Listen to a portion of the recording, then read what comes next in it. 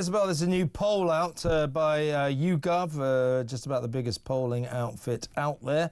And they have found that there's a 67% disapproval rating of two-tier Keir's calamitous leadership and indeed this government after a year.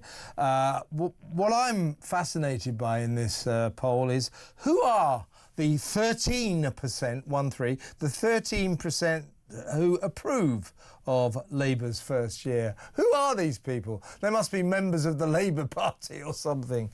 Benefits claimants, maybe? Migrants.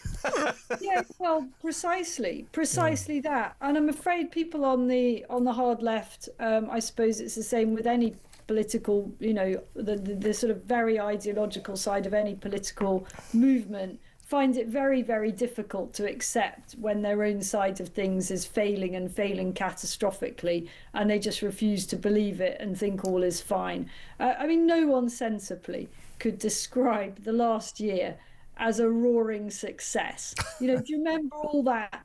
Do you remember all that ghastly, smug, self-congratulatory, oh, the grown-ups are in charge now. Oh, please.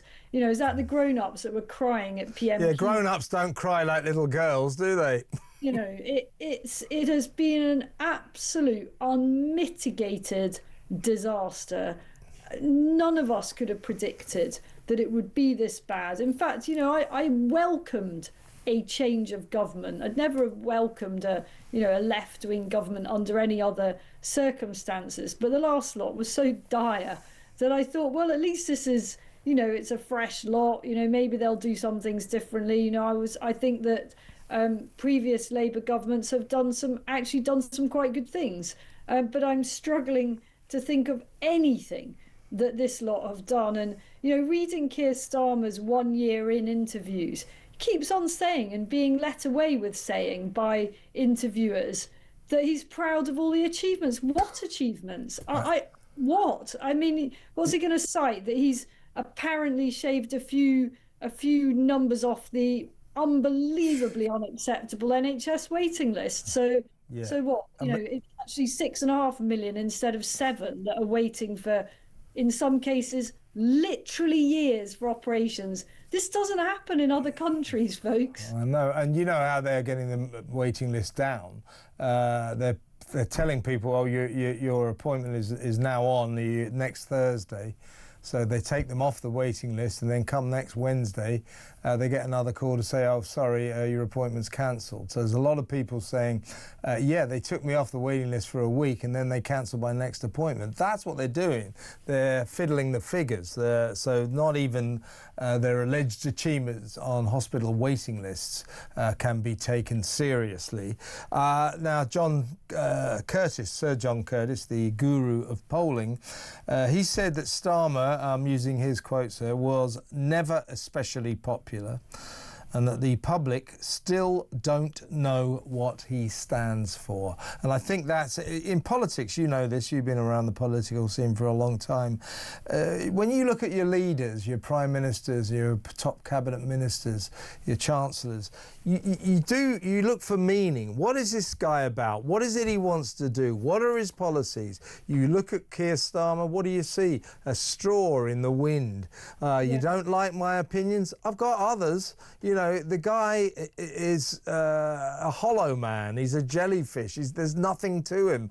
And that is reflected in this terrible polling.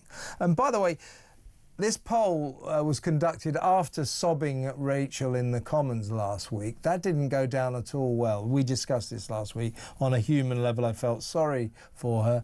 I'm quite surprised about how hard-hearted most people in this country are about it. They just say, no, she's a chancellor. Why is she crying? That's ridiculous. I've got a note here. I'll talk to him later. This is from Tony in Lancashire. He said, Reeves, who gives a damn about her crying? I'll tell you who gives a damn, Tony. We'll have a chat later. The markets, the bond market, the stock market, the pound, all plummeted the moment the world saw that the woman in charge of Britain's economy was sobbing in the House of Commons. It was a very significant moment. And why was she crying?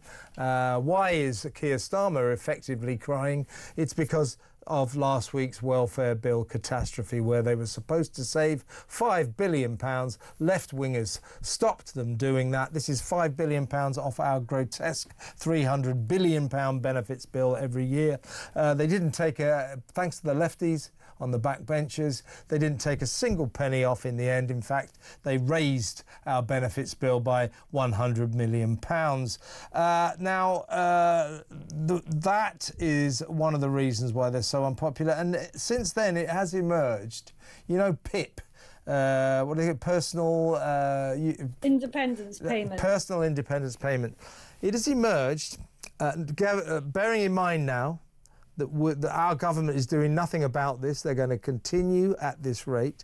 That one PIP application last year was approved, wait for it, every 3 minutes. That is not going to change. We're in massive trouble, aren't we?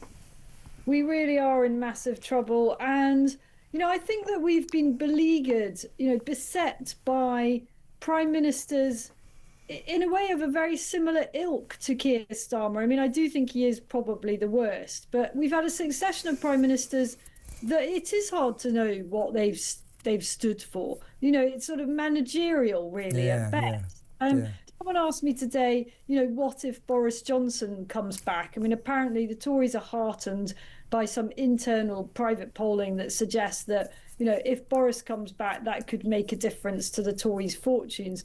I'm just not buying that, because Boris, you know, great fun as he is, he's a character. I don't think anyone's falling for it again, not least because of this ongoing theme. I don't know what Boris stands for. He stands for being Boris, you know, bouncing around, you know, with his bouffant blonde hair, making jokes and being a great speaker and a sort of great entertainer. But what does he stand for policy-wise? Can he stand up in front of the nation and say, I'm going to solve the migrant crisis? No one could possibly take him seriously. This is, after all, a man who, when he was London mayor, proposed an amnesty for illegal immigrants. So my point is, this isn't about Boris. It's about the type of leaders we have. And I think people are crying out for someone, anyone, who is very clear about where they stand politically. And that's what accounted for the, frankly, bizarre popularity of Jeremy Corbyn all those years ago. It was because it's very clear who he is and what he stands for. Yeah. You and I, you know, repelled by that type of politics. We think it's all mad. Unfortunately, he wasn't elected. But I understand the appeal of politicians that have their views, and they, you know, they say, well, sorry, if you don't like my views, you'll have to vote for someone else. This is who I am, and this is what I stand for. And that's what Corbyn did. Ditto Farage. A lot of people may not like him, but they sure as hell know what he stands for. Exactly. Now, Boris Johnson, of course, mainly stands for net zero madness. He's a net zero nutter.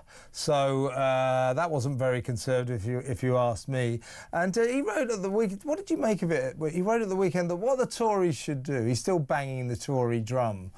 He's so politically astute, he hasn't quite noticed they're in a bit of trouble.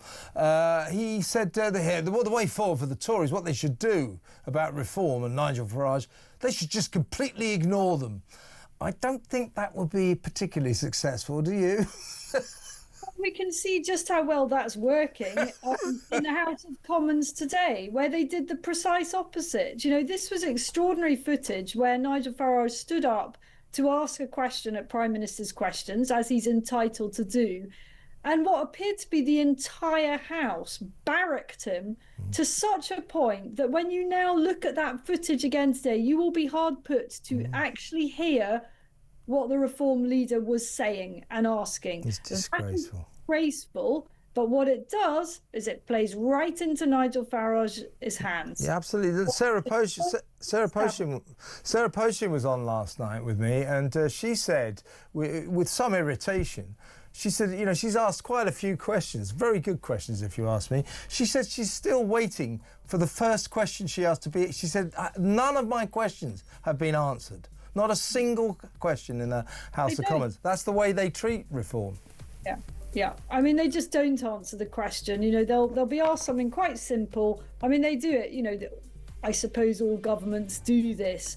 But in a sense, these idiots are giving Nigel Farage the very publicity that they don't want him to have. You know, those clips of that behaviour will go viral and only add to Mr. Farage's popularity. Exactly right.